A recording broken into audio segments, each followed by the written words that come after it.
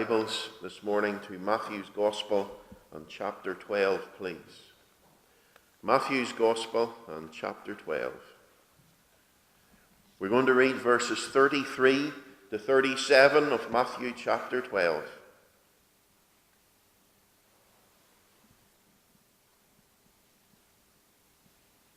Either make the tree good and his fruit good, or else make the tree corrupt and his fruit corrupt.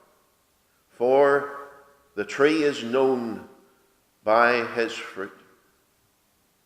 O generation of vipers, how can ye, being evil, speak good things? For out of the abundance of the heart the mouth speaketh. A good man out of a good treasure of the heart bringeth forth good things, and an evil man out of an evil treasure bringeth forth evil things. But I say unto you, that every idle word that men shall speak, they shall give an account thereof in the day of judgment. For by thy words thou shalt be justified, and by thy words thou shalt be condemned. Amen, and God will bless his inspired word. Jesus, in this passage, as he always does, talks in logical facts, not ethereal dreams that don't fit reality. In verse 33, he teaches a logical, provable, self-evident, incorrigible fact that a tree is known by its fruit. Indeed, whatever fruit a tree produces and bears, that in actuality determines the type of a tree that it is in reality. And words about it make no difference. Because what's the evidence? The fruit. The fruit determines the type of tree. The produce of the tree determines the very nature of the tree. And if I come along to you and say, look, it's a plum tree, words, it's a plum tree, but the fruit on the branches is pears, then my words are wrong, because they do not fit reality or facts.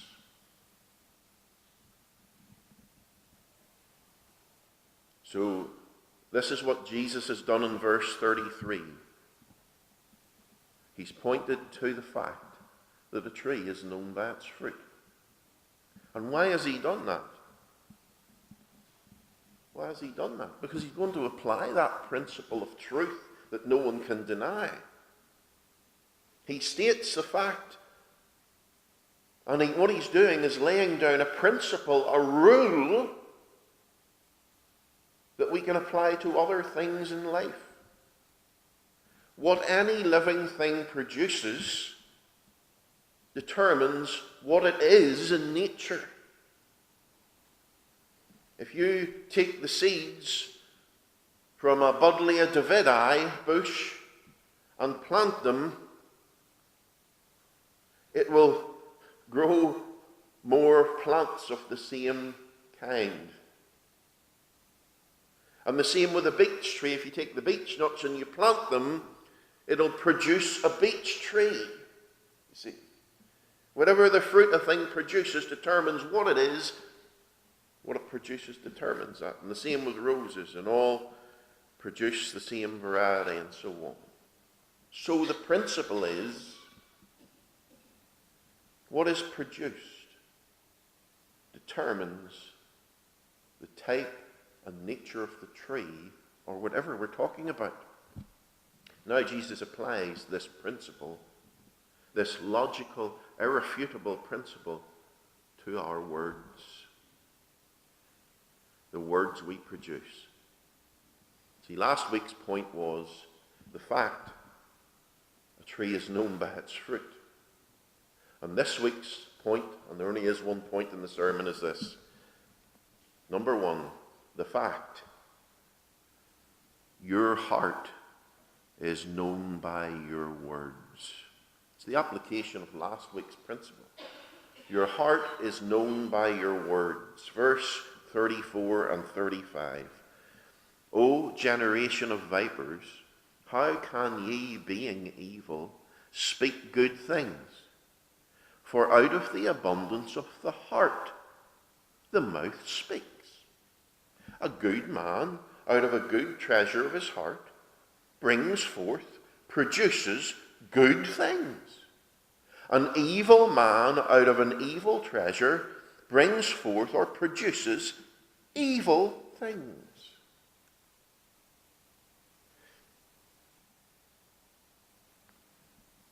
An evil heart, says Jesus, produces evil things, evil words. A good heart produces good words. Because out of the abundance of your heart, your mouth speaks.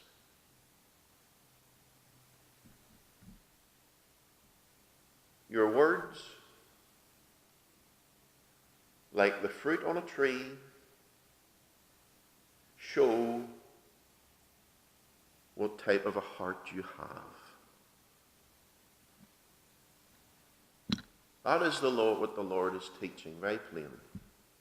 What do the words mean? Well, out of denotes from or by, and denotes an origin. Out of, what originates from. Out of the abundance of the heart. The word abundance means that which fills, that which the heart is full of. Out of the abundance of the heart, the Greek word means the heart, the pump that pumps the blood around your body, but it means also the seat of physical life, or the soul, mind, emotions, and will. The heart, the part of you that is you. Now people might say, oh, the heart, it's only a pump, blah, blah, blah, blah. Well, that's not exactly what's meant, just pump. Of course it's not. It's the bit inside you that makes you you. That's what it means when it says the heart. And there is something to do with the heart, because there are a number of incidents. You know, now today we have heart transplants. There are quite a number of factual incidents where I could quote you about a man had a heart transplant, okay? He wasn't a fit man, he had a heart transplant. And in the year following his heart transplant, or the 2 years following it, he did something he'd never done before. He started to get his bicycle out and started cycling. And believe it or not, in the 2 years following his heart transplant, he really took up cycling and became a very fit cyclist. And he'd never even been on a bicycle since he was a child. And then he found out after 2 years, he didn't know this, but he found out after 2 years that heart had come from a cyclist who took part in cycle races. So there's something in there influencing.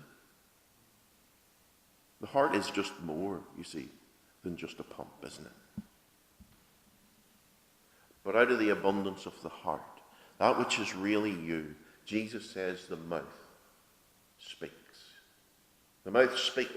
And it's a present active indicative. The mouth is presently, actively, factually speaking. And when you put all that together, Jesus says, out of what our heart is full of, it's from there originates our words. as many commentators may put it. These verses use different metaphors to make the same point. And the point is, what you say reveals what you are. And that's what Jesus says. Out of the abundance of the heart, the mouth speaks. What is in your heart, what is in the real inner you, the real you, what your heart is full of, is what you talk about. Men and women, Jesus teaches that like the fruit on a tree factually proves the type of tree that it is, so our conversation factually reveals exactly what we are. The tongue is the window to your soul. And though we cannot see what one another are really like, we can hear and get a little sneak peek of what a person is really like by listening to their words. And isn't this, brethren, factually and logically true? Isn't it provable? Because the Lord speaks things that are provable. All you need to know that this is true is have a pair of ears and use them. The dominant topic of anyone's conversation reveals what fills their heart, the dominant topic. Now, I by nature have always been a shy person. My wife doesn't think I am anymore. She thinks I'm talkative. I don't think I'm talkative at all. I hardly say anything. I'd be quite happy to keep quiet. But anyway, I've listened to people's conversation for 48 years. And I've listened to it and analysed it. And do you know that generally speaking, people talk about only 3 things? Generally. It's very rare in any conversation that anyone talks about anything outside of these 3 things. The first thing that people talk about is what they have and are. This is probably number 1. What they have and are. This is materialistic usually, quite wearisome. What they have, their stuff. Many today, you can hear it all the time, people talking about their clothes. Oh, and I got this, and the labels, and how much it cost. And that's why so many modern clothes, they actually, instead of having the labels inside, they have the labels outside, because they want to show off that it's a such and such item of clothing. People talk about their makeup and how expensive it is. People talk about their car and the brand of car it is and the speed it goes. And people talk about their stereo and how loud it is and how much it costs. And people talk about what they are and what they have. They talk about their house and how big and grand their house is. And oh, we're getting a £10,000 bathroom. Oh, how impressive. If you're stupid, that is. And people talk about their money. I remember where we grew up, there was a man, and every conversation was about money and how much money, and on and on and on. It went literally all the time. Some people talk about their work all the time. Some people talk about meetings and formal dead religion all the time. They've got meetingitis. And people talk about what they have, don't they? And what they are. I'm a production operative. That's the modern term. You know what it means? I operate a machine in a factory. Oh, I'm a team leader, they call it now. I'm a shop floor supervisor. That just means foreman. I'm an electrical engineer. That just means a spark, an electrician. You have to have all these grand titles. Well, what I am. Oh, yes. What I am. I'm very famous. I'm a celebrity. And on it goes. People talk about what they have and what they are. Their stuff and their position. You listen to conversation. Stuff and position. It all falls neatly into these two categories under stuff and position. Materialistic and proud. That's the two sins. Materialism and pride is on people's tongues. And if these things dominate their conversation, let me ask you, what's in their heart? What fills their heart? The second thing people talk about is what they do. This is usually grossly exaggerated and boring. Social exaggerations. People talk about what they do. Tales of verbal, intellectual superiority over other people. Not what people talk about. She said this, and I said that, and she didn't have an answer. She didn't know what to say. People talk about what they do. I had 20 pints of beer last night. Ooh, I had 22 pints of beer. Oh, wonderful. Boasts about how much they can drink. They talk about what they do and how they fight. And boasts about their immoral lifestyle is the dominant topic of many people's conversation, isn't it? I remember sitting in the, what are they called, those Botanic Gardens in Belfast, waiting on Rebecca. When we were in college, she was in Queen's getting a lecture, and I was sitting on the park bench. And these two young students, must have been about 18 or 20, one female was walking up the path and the other young fellow was coming down the path, and they met near my bench where I was trying to memorize scripture or read something, I can't remember exactly. And he started talking, and this girl, who's no more than 19, was boasting. This was, I think it was a Monday or a Tuesday.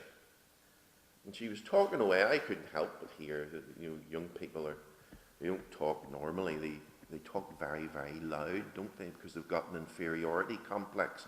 And they talk very loud, and you couldn't help but overhear that she spent the whole conversation boasting to this fellow of how she had been on the drug called speed since Friday night, and she hadn't slept a wink since Friday night, and how much she'd drunk, and how high she was, and how immoral she had been. And she was telling this in such a way that she actually thought that it was impressive. And maybe the young fellow was stupid enough to be impressed, but he certainly wouldn't be stupid enough to want to marry somebody like that. Sure, he wouldn't. Maybe use, but not marry. But anyone with any sense wasn't impressed, because all she was doing was proving how foolish she is. And it was coming out her mouth, because out of the abundance of the heart the mouth speaks. People talk about what they have and what they do. People talk about what they do. The social exaggerations are mostly grossly exaggerated or blatant lies. And it's not impressive at all. But if what I do is the dominant topic of my conversation every time I'm talking to someone, we have to ask the question, what fills my heart? But the God of self-humanism, the God of pride in self, the God of self-exaltation. Out of the abundance of the heart, the mouth speaks. And the third thing people talk about is others. They do talk about other people. What other people have, what other people are, what other people say, and what other people do. And sometimes, believe it or not, the conversation is negative. Sometimes it's jealous. Because what other people have is not as good as mine. They didn't do as well as me. Or maybe it's other people's mistakes to show how stupid and foolish other people are, and hence present themselves in a better light. And other people's accomplishments, if we're talking about that, so often the jealousy is oozing out of them. But what's in their heart? But jealousy, criticism, bitterness, and resentment. So you see, from listening to ordinary conversation according to Jesus Christ, you can get a sneak peek into what's in someone's heart, what they're really like inside, what makes them tick.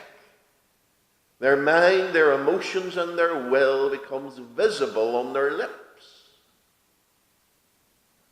And if you do listen to other people's conversation, you will notice that most of the conversation falls into those three categories: what others have and are, what I have and am, what I do and others. That's it. That's the three things. On the constant level of our conversation, the dominant topic of our conversation reveals what's in our heart. And if those things that I have mentioned are the dominant topic of people's conversation, what is in their heart but materialism, pride, self-exaltation, the God of me, jealousy, criticism, bitterness, and resentment? Now let's not go too far. Jesus is not saying that we should never talk about anything other than spiritual things. That's a load of nonsense. Nonsense. It's the dominant topic of our conversation. It's the constant dominant topic of our conversation that reveals the contents of our heart. But it doesn't mean we never talk about anything else. We live in a real world where it's right and proper to talk about family, house, work, our plans, and so on. It's right and necessary. It's the dominant topic that we're talking about. Any application? Well, yes, there is. You see, what is in our heart? What is in the Christians of Northern Ireland? What is in their mind and their emotions and their will? What is the dominant topic of their conversation? See, there is a problem, isn't there? Last week, I was speaking to a woman, and she was saying, you know, there's lots of young people in our church, and they're quite happy to talk about church, many other things, but they never talk about Jesus Christ.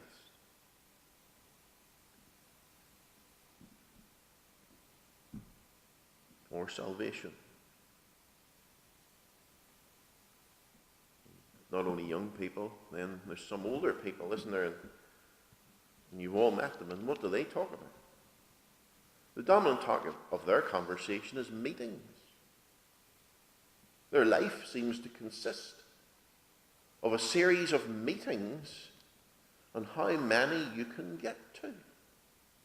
And the more and the longer, the better. They've got a disease called meetingitis. But what's in their heart? What is in their heart? You can do all those things, you see, and all that's in your heart is mere religion. Church. See, spirituality is not measured in meetings. A man told me once that his church had a 2-week mission, And he met one of his friends after who belonged to the church, and he said, how many meetings did you go to? He says, well, I went to about 2 or 3 in a week. And the other one said, I went to every meeting. And he thought that made him spiritual. I'm quite sure his children and his home life and his wife and his family were very happy with his selfishness. Yeah?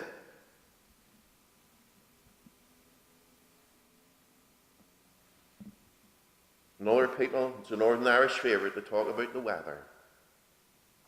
Usually talk about the weather when you don't know the person, you've nothing else to talk about, but it's a Northern Irish favourite. If you're always talking about the weather, what's in your heart? The weather. You may think that's funny. I'm not joking. I'm not joking. I have literally known people, men and women, who are so caught up with the weather in their heart that it actually controls their emotions. And how sinful that is for a so-called Christian. And in the winter, or when it's raining, they get down and they feel depressive. But when the sun is shining and the sky's blue, they're happy and they feel good. Their own mind doesn't control them, doesn't even control their own feelings. The weather controls their feelings. And that's a very dangerous thing in Northern Ireland, because the weather changes every 5 minutes. And for other people, it's football. And that's the dominant topic of their conversation, or some kind of sport. You know, that's the chief complaint I've heard among trainee ministers in Bible college. When they go around visiting churches and preaching, and if you're preaching in the morning and the evening, you usually stay at one of the elders' houses for dinner that day. And the trainees say, I've known a few of them, you know, it's very hard to get any elder to speak about spiritual things. They usually spend Sunday afternoon talking about the football results. But what's in their heart? If that's the case, entertainment. And it's the same for any kind of entertainment, isn't it? If it's the dominant topic of one's conversation, it could be music, or movies, or DVDs, or computer games, or cycling, or whatever. But out of the abundance of the heart, out of what the heart is full of, the mouth speaks. Some people talk about their illness, you know, all the time. All the time. And the whole conversation's about their illness and what happened. That's good. I'm not saying don't talk about illness, but I'm talking about the dominant topic. There are people that don't talk about anything else. And it always ends up as basically self-pity and lack of trust in God.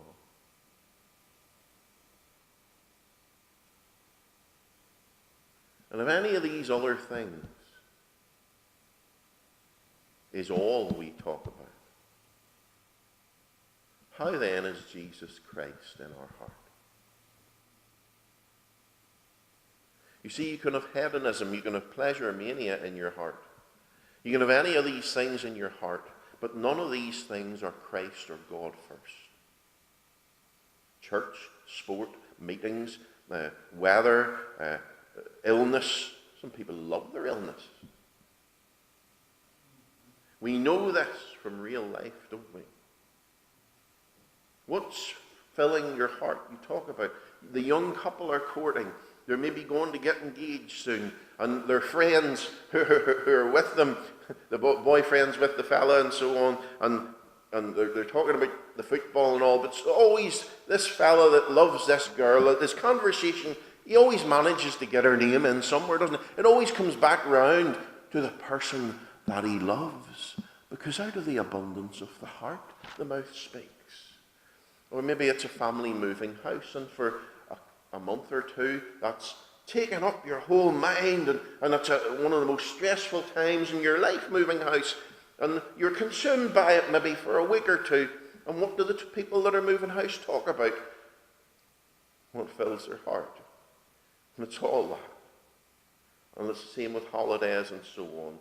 But it all proves the truth of the principle that Jesus Christ is teaching, that what fills your heart is on your lips. Maybe our conversation as believers is not so good. Maybe it's too worldly. Maybe it's not spiritual enough. How can we change if that's the case? Well, not by trying to change. That'll not work. Not by making a New Year's resolution. Not by mere self-will. I'm going to try and speak about Christ more. That'll not work. You don't get a new tongue in that way.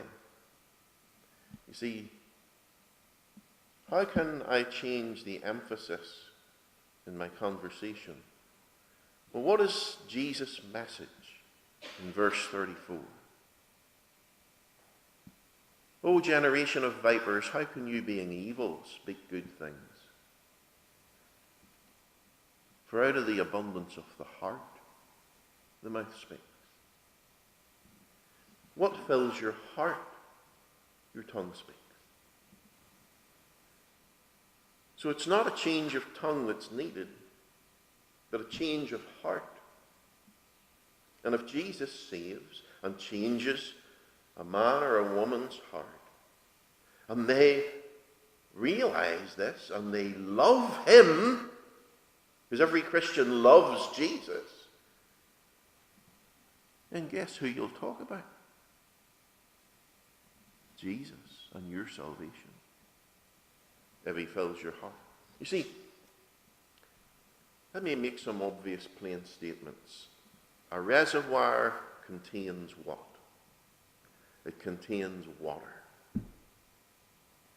And do you know that every reservoir has an overflow for when it gets too full? And when the reservoir fills up, what comes out through the overflow? Fanta. Coca-Cola. No. Pepsi Max. No. Apple juice. No. Water comes out through the overflow. Doesn't it? Pastor, why does water come out through the overflow? Because that's what the reservoir is full of. That's what a reservoir contains. What is in the reservoir comes out through the overflow. And our lips, our speech, is the overflow of our heart. And what's really in there comes out through the overflow. And many people, Pharisees included, need a new heart. And then, after that, then yes, you do have to try, and you do make your wee resolution and make the effort to speak more about Jesus Christ. But it's only after you've got a new heart, because the psalmist says in Psalm 51, create in me a new heart, O God. Renew a right spirit within me. That tells us also in the Old Testament that God, with his people, will take away their hard, stony heart and give them a heart of flesh, a living heart.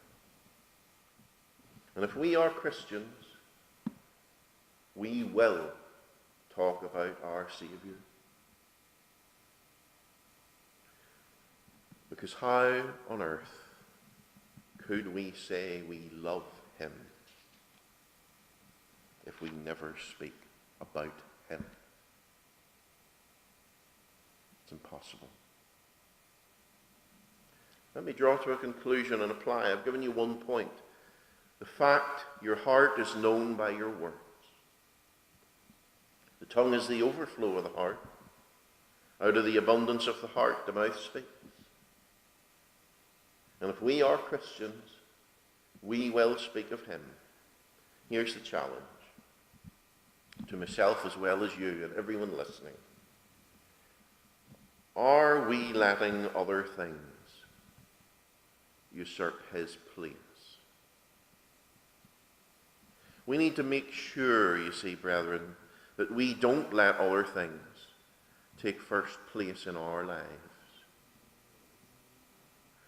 See, if you love someone, you spend time with them, don't you?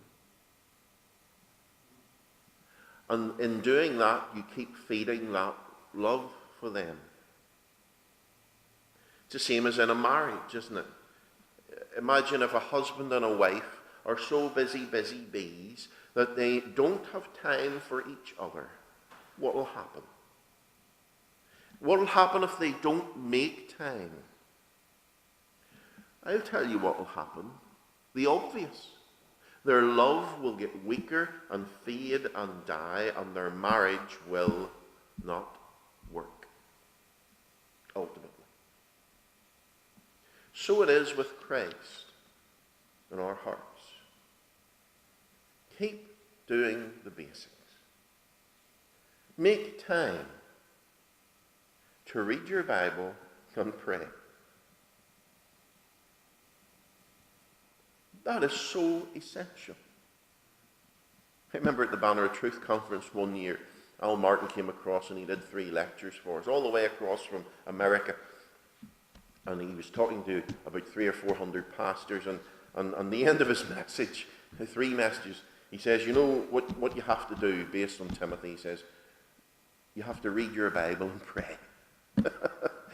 and he says, he assumed all the pastors saying, do you mean to tell me you flew all the way across the Atlantic, a few thousand miles, to come here and tell us we need to read the Bible and pray? And he says, yes, that's exactly what you need to do. And that's so important. Because you don't keep doing the basics, you see. Other things will automatically take over your heart. And that will be seen in your speech.